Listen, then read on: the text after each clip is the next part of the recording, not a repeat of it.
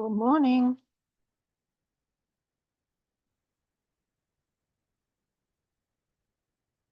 Good morning. Cynthia Harrison here from Rhombus Healing Arts, your mystic meteorologist of the soul. Let me just get my Instagram going.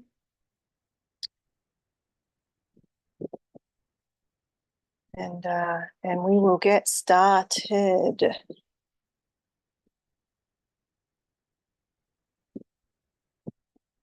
Okay. So, how you doing? I'm out here. John Harrison. Are you my cousin, John Harrison? John Harrison 70. How you doing? I don't know whether you are or not. It's a very common name, like Joe Smith. Joe Smith was my grandfather, one of them. Joan Smith was my grandmother.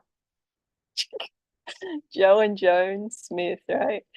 Anyway, all right. So, meteorologist of the soul. On this Saturday at 8 a.m. Hawaiian Standard Time, because I'm in Hawaii at the moment, we will be doing a day workshop free to introduce you to Cloud Odyssey, which is a new program that's coming up. So last Friday, we did a shorter version. Let me actually record this. So bear with me. I'm a bit early and everything's still.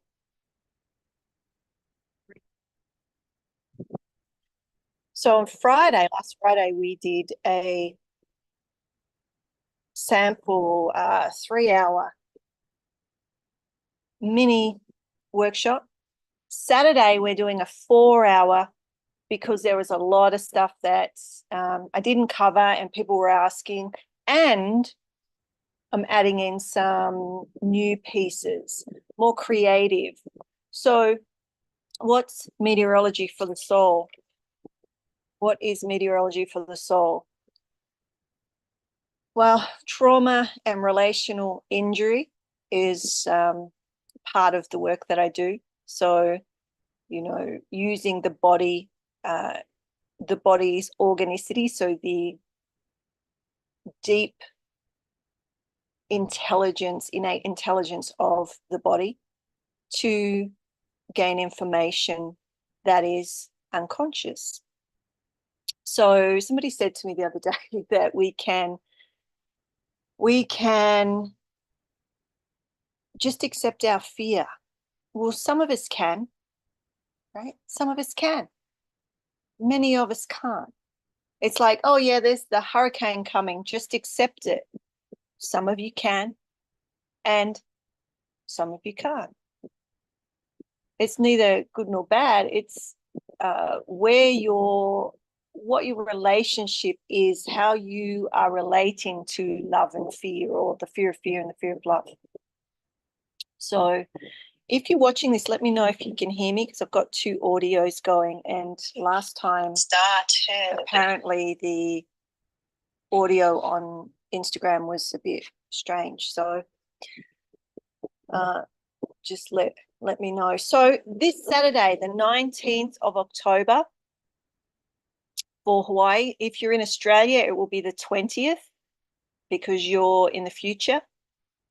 And it's my dad's birthday. And if you are my cousin, it's your dad's birthday as well because they're twins, right? I don't know if John Harrison is my cousin or not, but just in case. And private message me if you are, because, we need to catch up. All right, so we've got some people coming onto the Zoom now because I was early. Can you believe it? Let me just pin myself. So Saturday. Now this Friday, the 18th, we'll have Healing Grace, which is a little different. So if you're in that membership, you'll get an invite. If you're not, wherever you're watching this, either go to the profile and look for the link Healing Grace, and you can, it's by donation, that one, but, whatever you can exchange is perfectly fine. And we meet, I believe, timings. I've got so many timings in my head. Friday at MA is at 3 p.m. Hawaiian Standard Time. So go and have a look. I have all the times translated into wherever you are. Australia is a day ahead, so that would be the 19th. And we sit in the ocean of eternity. That's real sort of mystic work to heal yourself. But we also do experiments around, I call it grace water. And we program water so that you can drink it through the week. So once we get you aligned and some shifting happening, how you can continue to support that is through the water, which we program. And so if you want to know more about that, you'll have to come, won't you? So Friday, Heal in Grace. And so Saturday is our can you believe it? A 4-hour class. We are going to have a break. Yeah, MA saying 3 HST, which is Hawaiian Standard Time. We're having a 4-hour class. Why? Because some of it we need to slow down to give you a real experience and your body, your energy system, and your nervous system to be able to slow down in such a way that you can repattern, reorganize memory.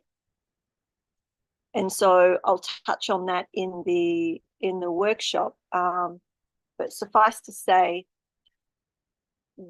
how our memories are laid down when we're experiencing something stressful, traumatic. There's a part of the brain that will shut off for a period of time. And the hippocampus. And that, one of the jobs, has many jobs, but one of the jobs of that part of the brain is to help organize our memories, and specifically what we might call autobiographical, meaning when you put yourself in the memory. So there is the observer self, which we, when we're practicing mindfulness, for instance, which I'll take you through a practice of that, maybe even a couple on Saturday, right? To start remembering, pulling all the parts of the self back together in a way that will be helpful for your healing.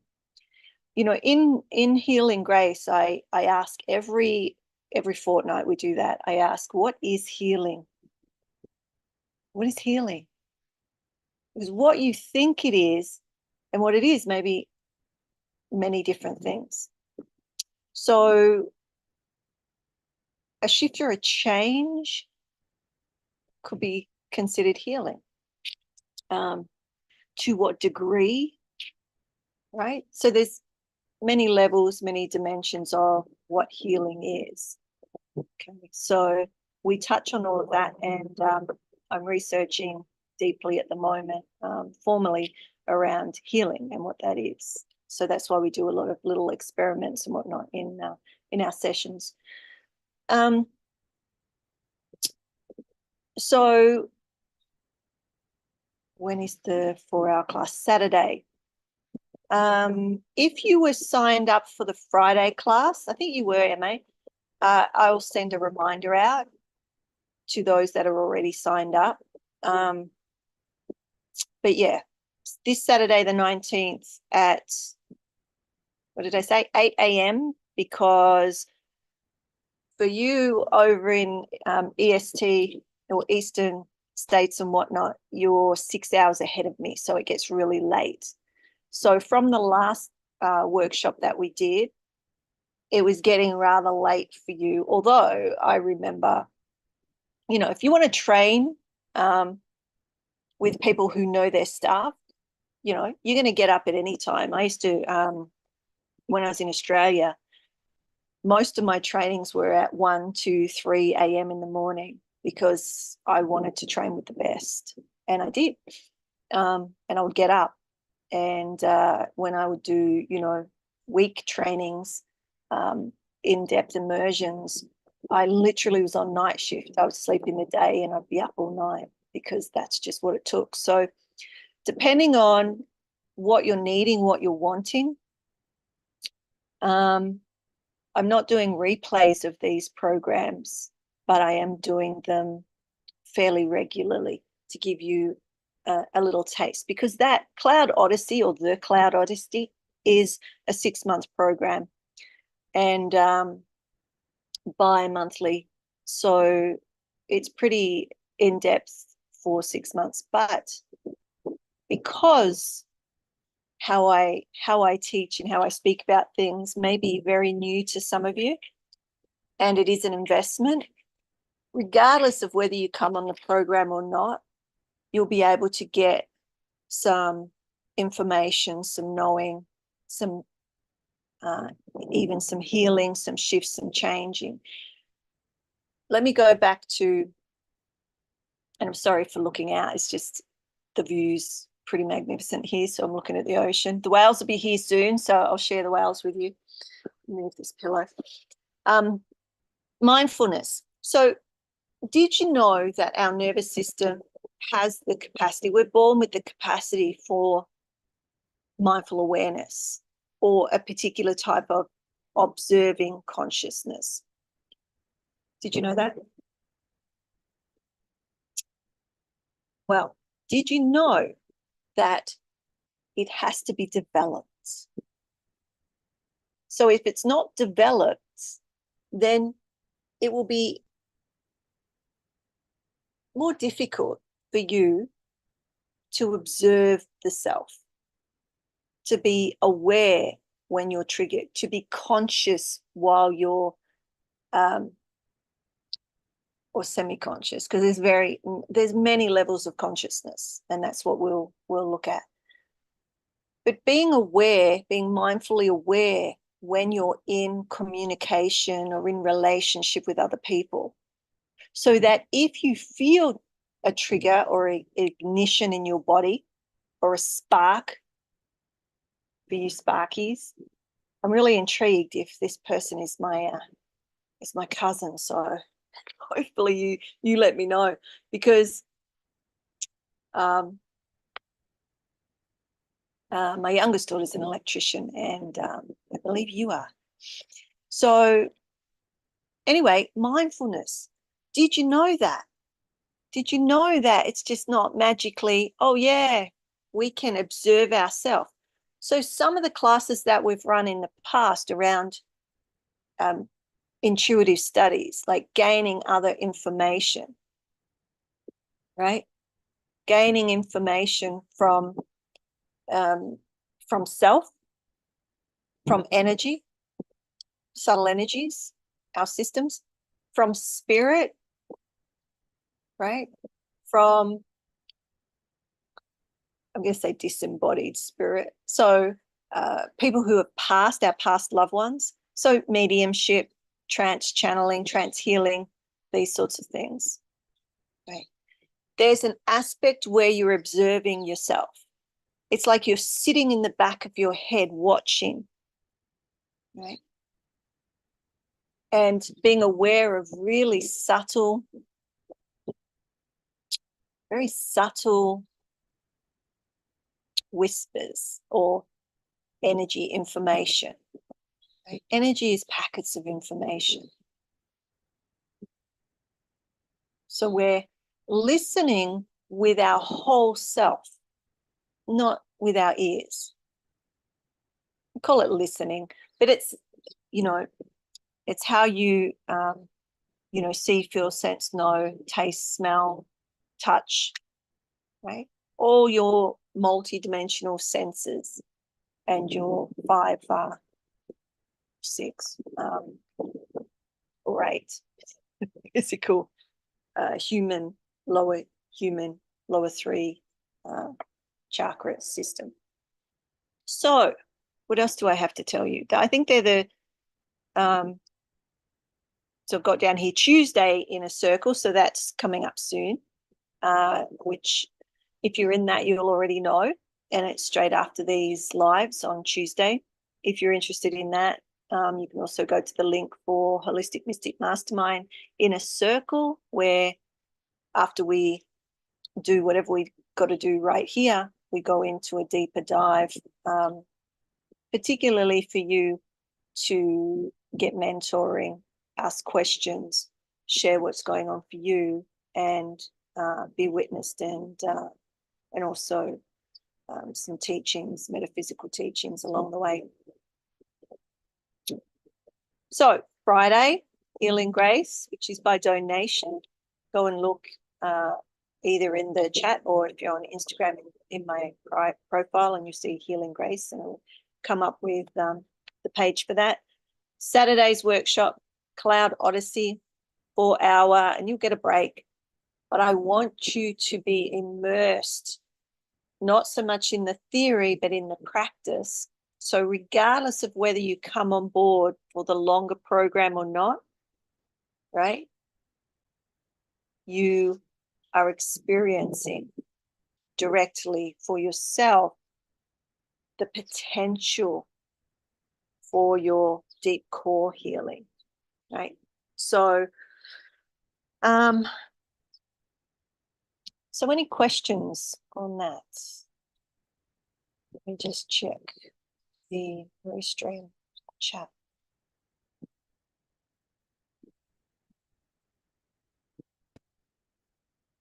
Can't see it. There we go.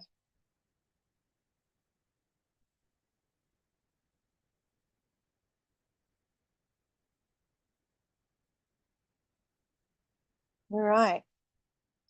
No comments as yet.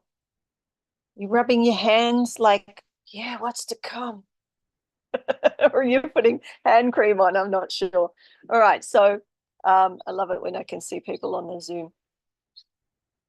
So the Zoom is part of the inner circle. So if you're part of the inner circle, you get the Zoom link, and I can see you, and then we can discuss things.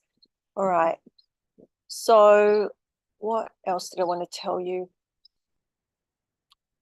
That's pretty much it. I guess I'll waffle for a little bit until we go over to our inner circle. So Cloud Odyssey is about navigating your inner weather patterns, right? Navigating your inner weather patterns.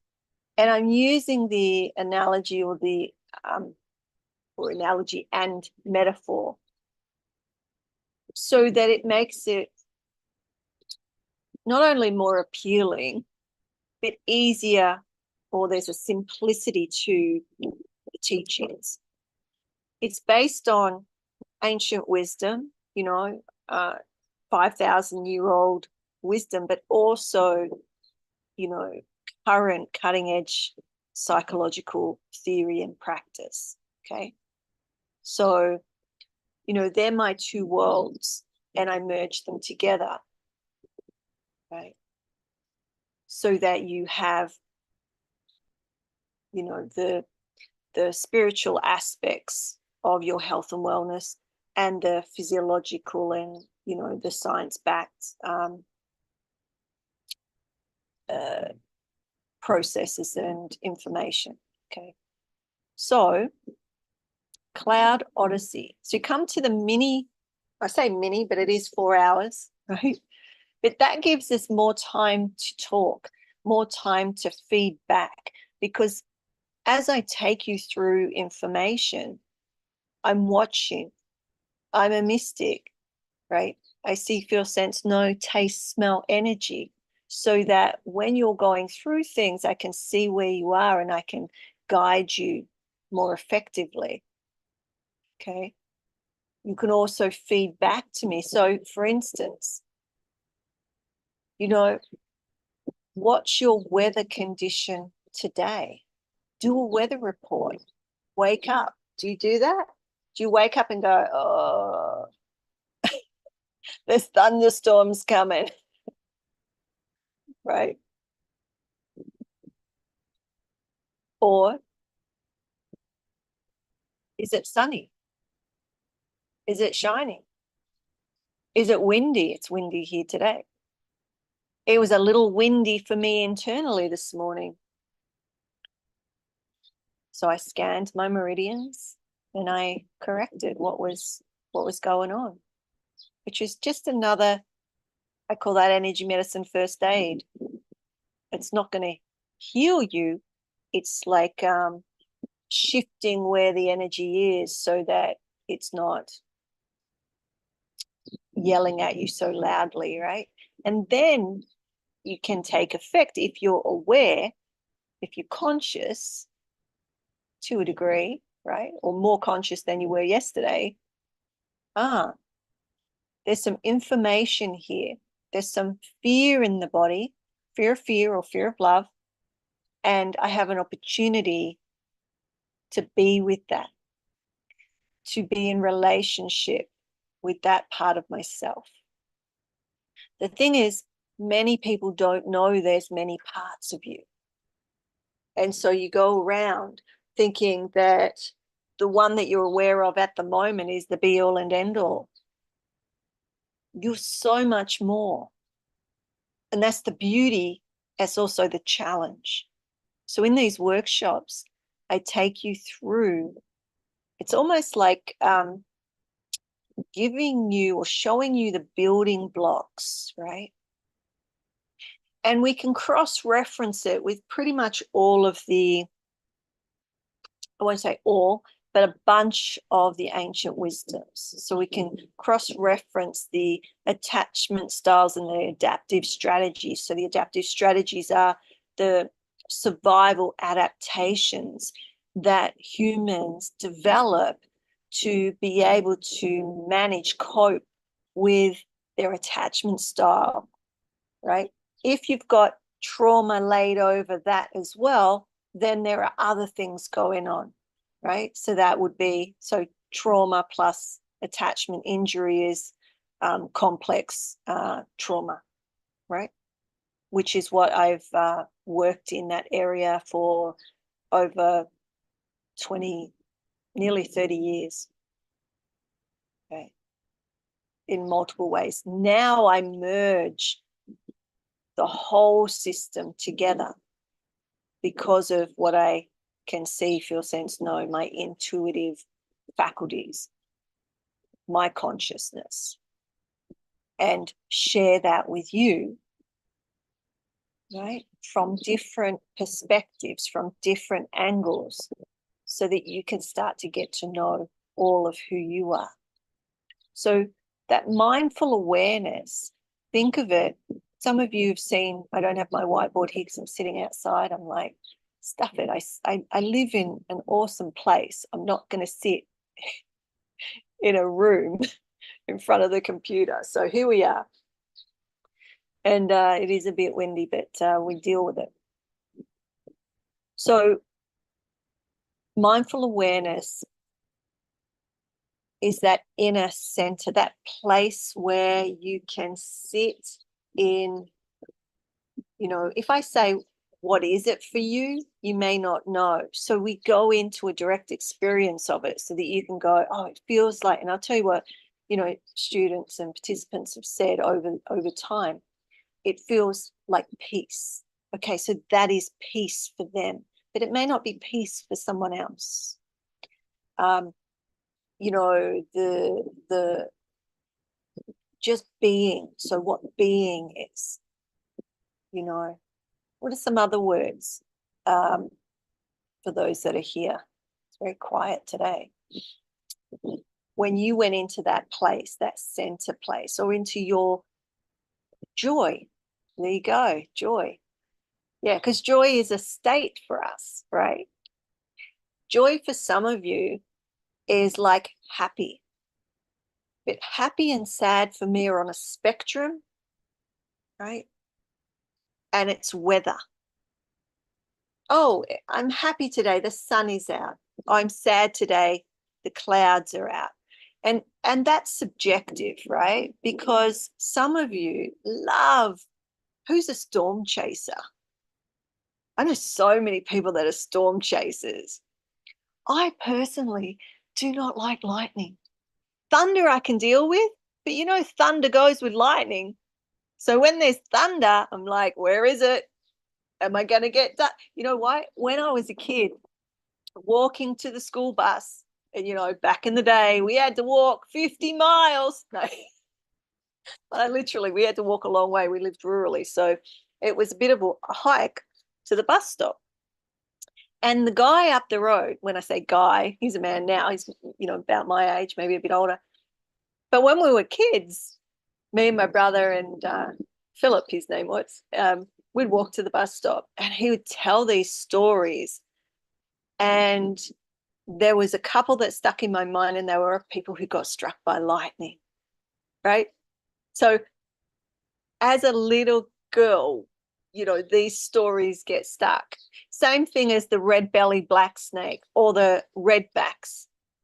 I can deal with any spiders except a redback. Why? Because when I was a kid, we were, because there was so many redbacks around, and they don't even kill you. I mean, they could kill a child, but they don't kill, but they hurt. We had them everywhere in, outside. And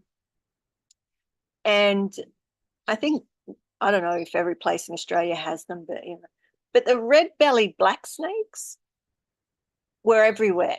And so, I've trodden on so many snakes in my life, right? By just walking through the bush. And then I worked out, but we were, I was talking about nursery rhymes and myths and legends and children's stories. So Hans Christian Andersen and the Grimm brothers and all of these stories, when you look at it. So when I was at uni doing visual arts, one of the girls was doing her master's on these old stories, these children's stories, and they were horrific. They were horrific. And I can remember, I was so intrigued. So we spent a lot of time together, and she would do her art around these horrific children's stories, but they were to scare us, to keep us safe. Right? Think about that.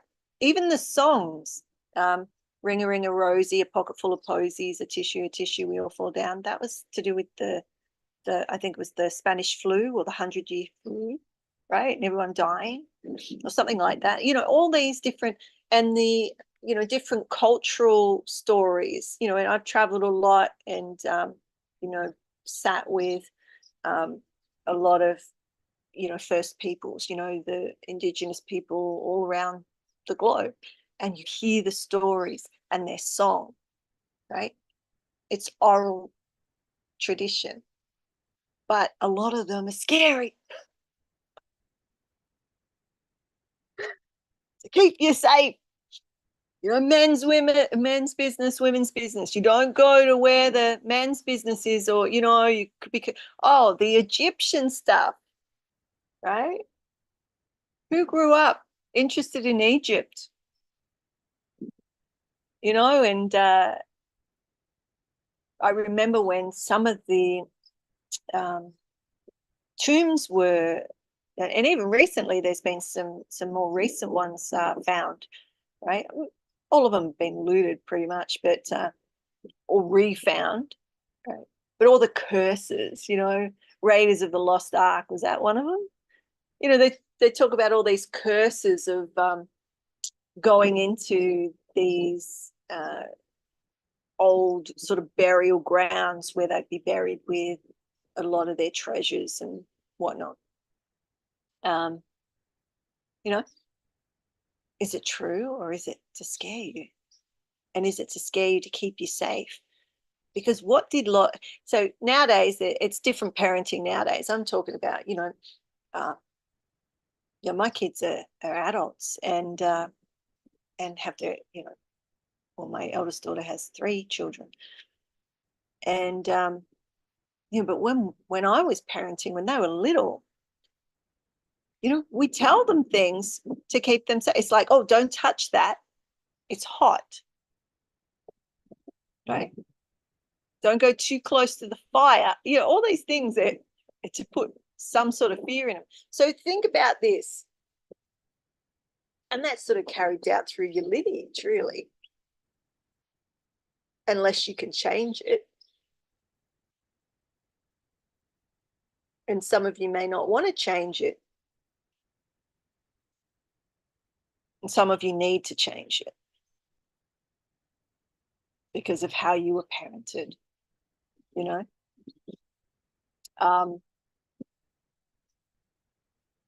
I was lucky and unlucky in that my mum and dad never hit us. My brother, yeah. The boys got it. The girls didn't. But and this links to what we're looking at in regards to attachment and our adaptive strategies. So if you were a wild child because you had no structure, you had no way of knowing what's safe and unsafe, you will have particular ways of knowing and a particular adaptations. And if you understand those codings, you understand how and why you are and the behavior that you have. Make sense? So for me, I never got into trouble from my parents that I can really remember. I think I can remember my mum when I was about 5. It's like a very early memory. I got memories all the way. Like I hold the memories of the family. I remember everything. They don't, which isn't necessarily a sign of trauma, just by the way.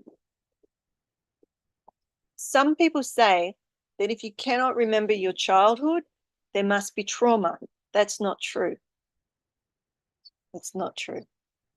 Well, it is true for some, not for others. Some people, our memories are laid down in particular ways for particular reasons. Anyway, we may talk about that in the workshop. And if not, I'll bring it in another day and we can chat about it if you're interested in it. But so with adaptions, if you don't know what's safe and unsafe and you have to figure it out yourself as a child, do you think you might grow up yearning for structure or going into jobs or trades that give you that structure?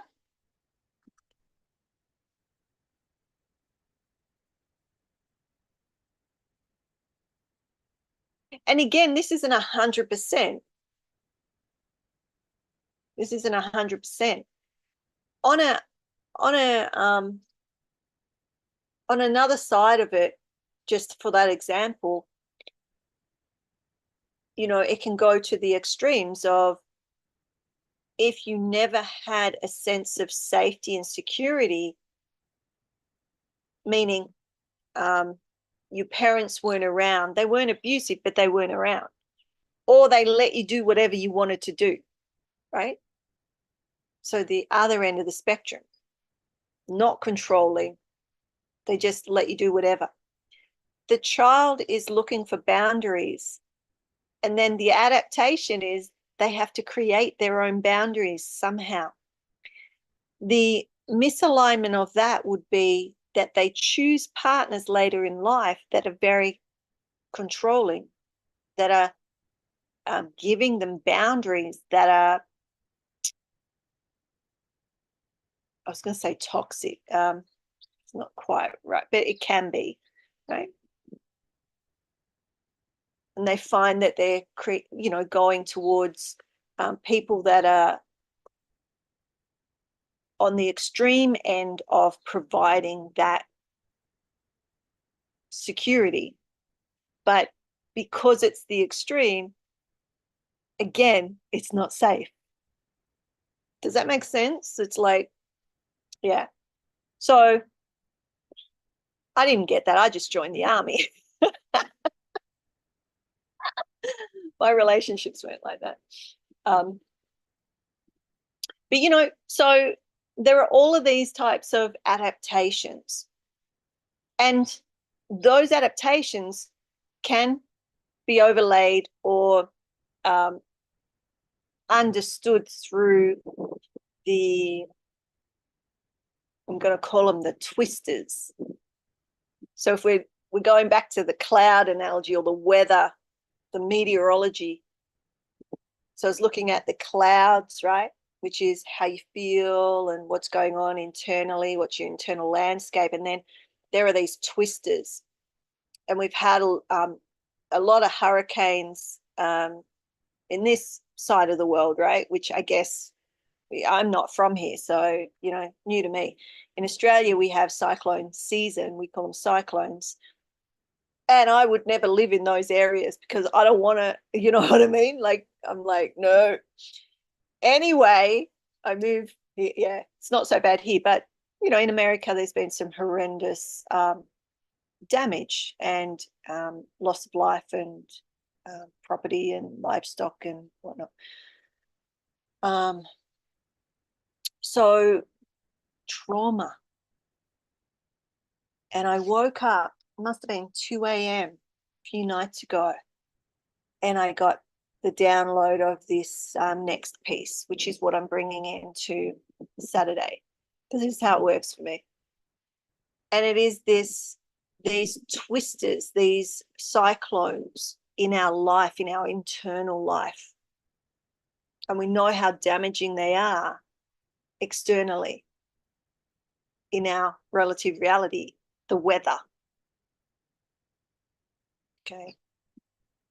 Internally, how they function and what's going on there. So we can overlay this psychological information with the ancient ways, such as the chakras, for instance, those power systems, those power spots, and how they are. So I was shown how developmentally, you know, because I've studied the human and you know, our conscious evolution for most of my life, right? Over 40 something years. Because I probably started when I was around 8 or whatever. Anyway, I don't know, do the math. So we've got these psychological understandings, the theory, but how do they line up with the ancient ways of knowing? Like the 10 eminences or the Sephira or the 10 power centers or main power centers, because there's many more of the chakras, because we've got the minor chakras as well. We've got 72,000 nadis, which are energy lines. So we're this awesome creature, really. So how does all that come together? How can you start to understand some of this to be able to heal yourself? Right? So my job, because of how my brain works, because of how my nervous system works, right?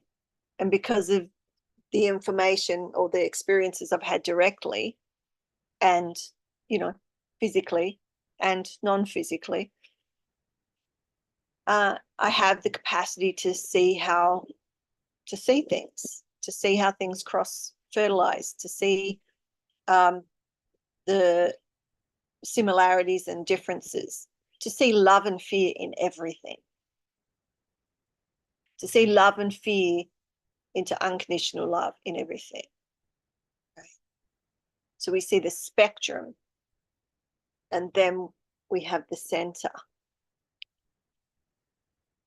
And, we can test that. So those of you that work, actually, we'll go over to the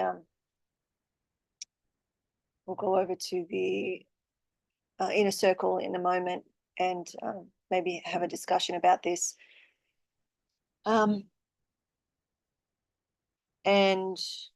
I did show this in Grace last time, the graphs that I had. So when I was doing the daily healings and tracking the information, and I put it into graphs, and we saw the chakras starting very low and then going to the higher chakras. That this is why it's interesting to me. But I'm a nerd. I get downloads of stuff, and then I go look further to see what other people are talking about. And there's a lot of cross-fertilization with developmental psychology. Now, there's a lot of different theories, and some of them are outdated, right? So it's about not hooking on to something and going, this is the truth. It's about cross-referencing. Do you see what I'm saying? It's like gridding it. And that's how my mind works, because I can hold different theories and grid it. And then we can go, okay, well, what's the body actually telling us, right? We can scan it, but we can also show you how to track it, track a sensation within your system that will give you that organicity, that wisdom. Okay. And then we can cross-reference that with the theories as well. So all of this is being held. So when we go into these workshops, what we're touching on has deep roots, multiple deep roots into all of these different disciplines and ways of knowing. And so my job, why I'm here on the earth, is to help you navigate that without you having to spend thousands of hours studying and practicing, which is what I've done over my life, right? And I can share it. So that's what we're doing on Saturday. We're going to be going into Cloud Odyssey. We'll give you a sample of a mindfulness practice so you could start to be the observer. So when we go into these other practices, you start to build that muscle of being able to watch and observe these different aspects of consciousness, right? And gain information. When you observe something, and this is, quantum physics, I'm sure you've all heard by now. Well, the birds have all come to see me. Can you hear them? Mm-hmm. Little finches, there's little red. It's not I know what that little red one is. But anyway, sorry, got distracted by the birds. There's some big ones over there. What was I saying? Cloud Odyssey, mindfulness. So when we go into these other practices, you'll be able to build the muscle, right? Because we all have the capacity, but we all haven't done it. It's a practice. You don't do it once and you're done. You're practicing, you're building the muscle. And with the energetics, which is not so much in cloud, but if you're interested in that, you can let me know, around building the energetic structures so that you can actually, your container can hold more when the weather isn't so to your liking, meaning that your nervous system can experience more stimulation or more change or more information, let's say, because that's what it is. It's data, it's information, before you get triggered. That's all you're doing, creating the most awesome container vessel so that you can receive more of who you are. And this is why, and I'll end on this, when all the geomagnetics start to go off, which they are and have full on recently, I did predict, didn't I? I said you're going to get all the massive auroras happening like never before, or maybe not never before, but and then I saw, about 4 days later, everybody posting the pictures. I'm like, I'm a canary, I told you.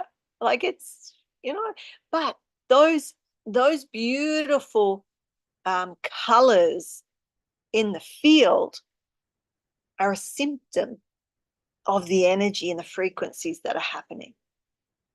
So if we're seeing that before you see that, you will feel it. Some of you that are sensitive, and actually you will, but you may feel it as challenging, constricting, aches and pains, moodiness, some of your old stuff coming back up to say, hey, you haven't dealt with me fully yet. And others that have done some of that cleansing already will experience it as, I call it blissgasms, or like just feeling awesome. And some of you will have a bouncing of that. Might be great for a couple of days and like having these like moments of and then it'd be like, oh man, is this the price I have to pay? Right? Because it's constricting.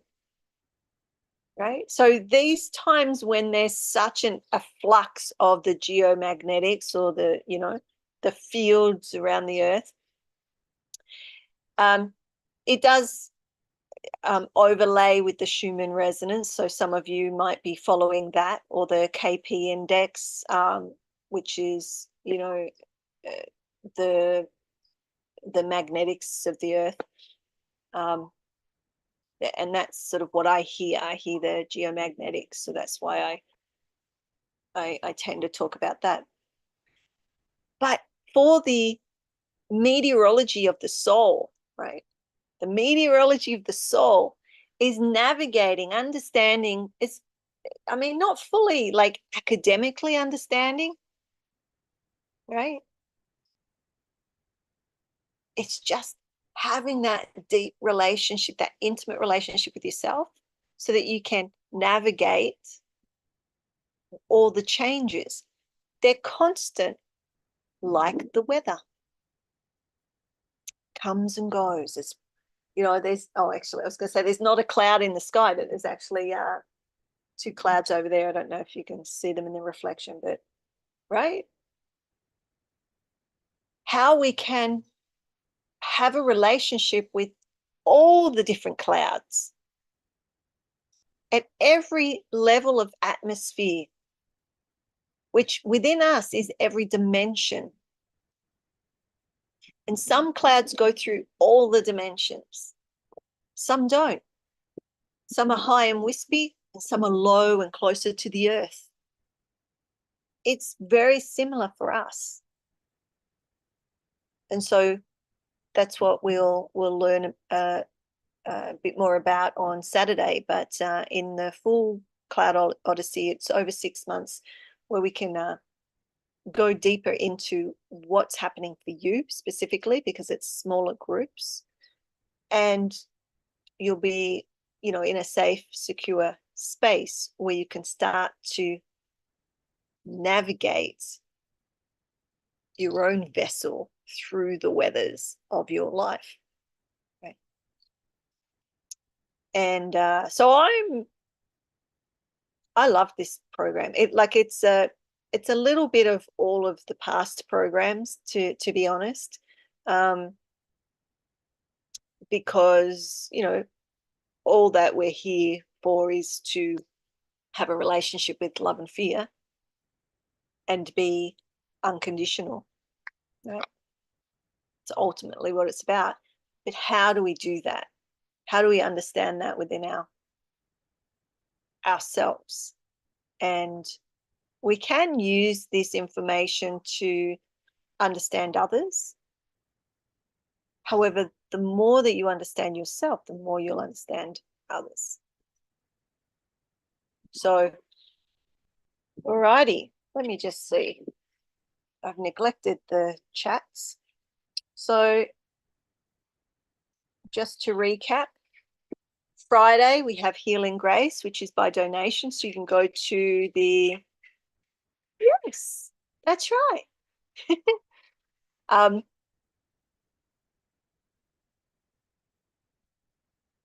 That bird, I don't know if you can hear the loud one. That bird sits here with me every day when I'm out here, even when I'm not out here.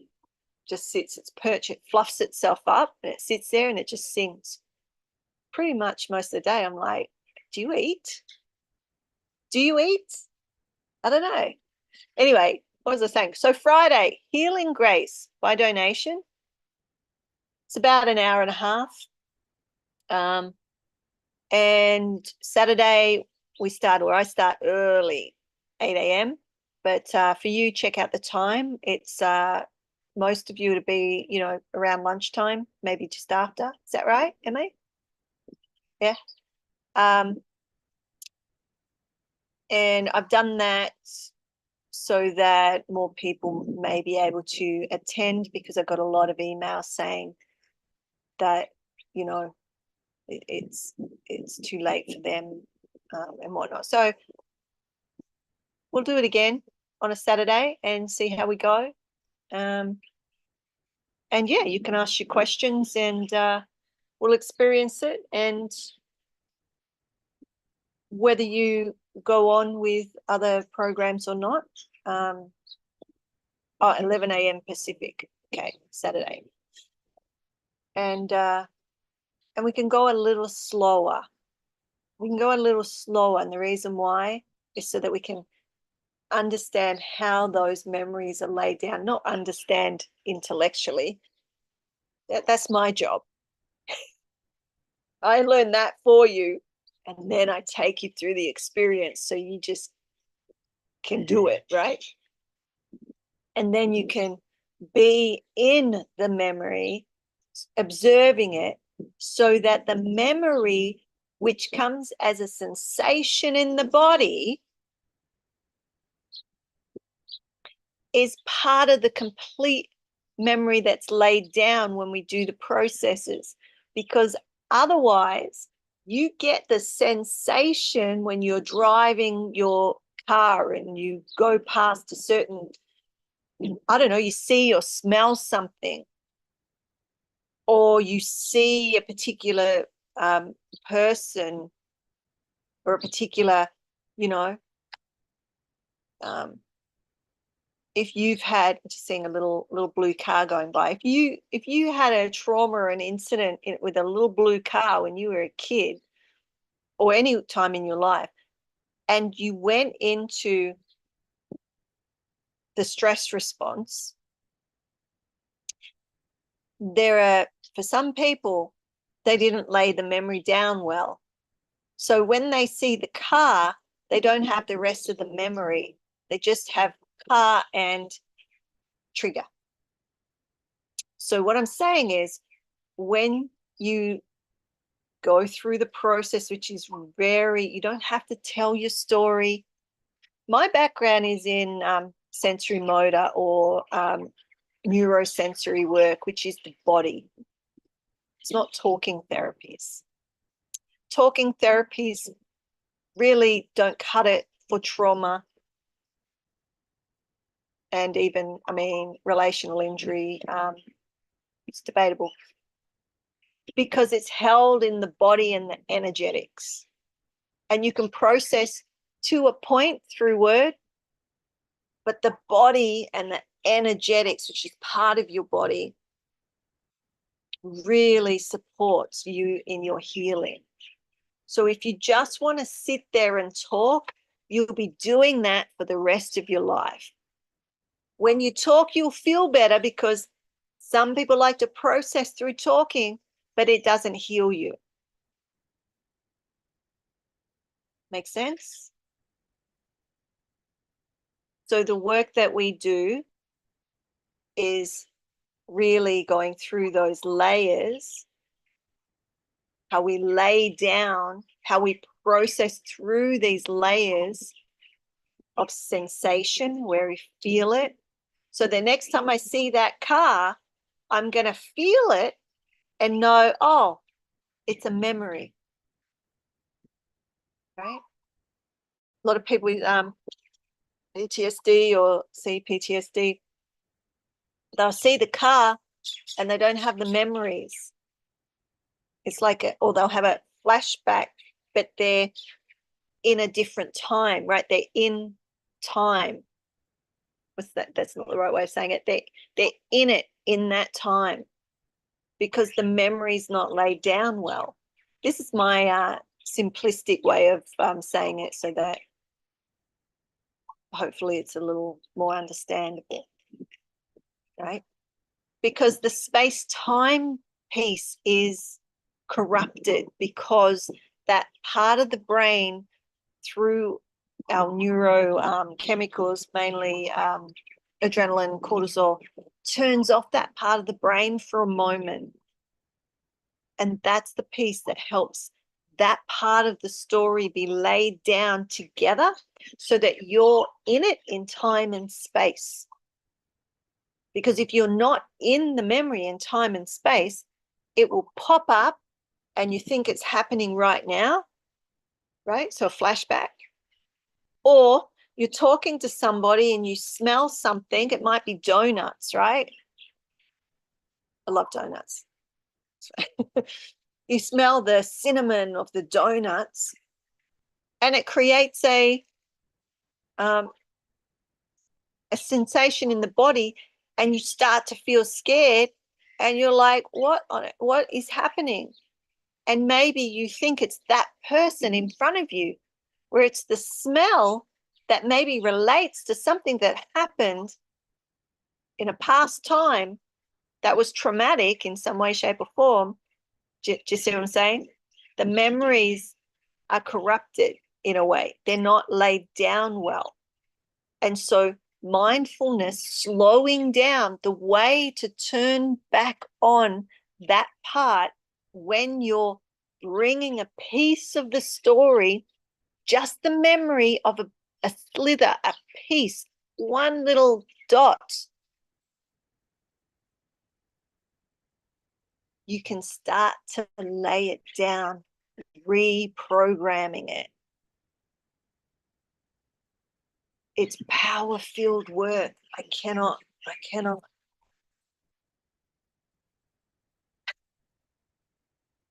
So Pat Ogden is one of she is actually runs the sensory motor psychotherapy institute, and she started that with, I'm trying to think of his name is. He started the Kokumi method. Anyway, it comes from body work, and both of them came together because they were looking at trauma, and this is back in the 60s, maybe even a bit earlier. Hakomi, he did Hakomi, and she did Rolfing. I don't know if any of you know what Rolfing is. It's another way. And they were looking at how movement, dance and whatnot. So I've done that too. I've used dance and movement, play therapy, art therapy to assist people with using the body, not just talking. So I'm just giving a shout out to Pat because she's still with us, and she's a wealth of information, and she still teaches here and there. But and like Bessel van der Kolk was one of my teachers as well. He's one of the gurus of trauma, and there's a whole bunch of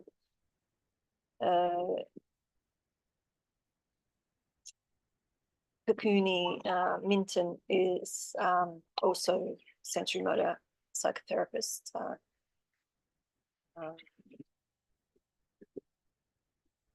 Teaches all over the world, and yeah, he's not from Hawaii, but his family are from Hawaii, so we have a connection there. But he's carrying on Pat's work and is one of my lineage as well. So there's so much to share, but I'll leave it at that. If you want to come, just sign up. It's free, and yeah, you might experience something. And if not, you don't have to stick around. That's cool. So, all right, we'll leave it at that for now, and we'll go over to our inner circle. I think that's it. Until Friday for Healing and Grace, or Saturday for our Cloud Odyssey mini workshop. May the blessings be. Much love.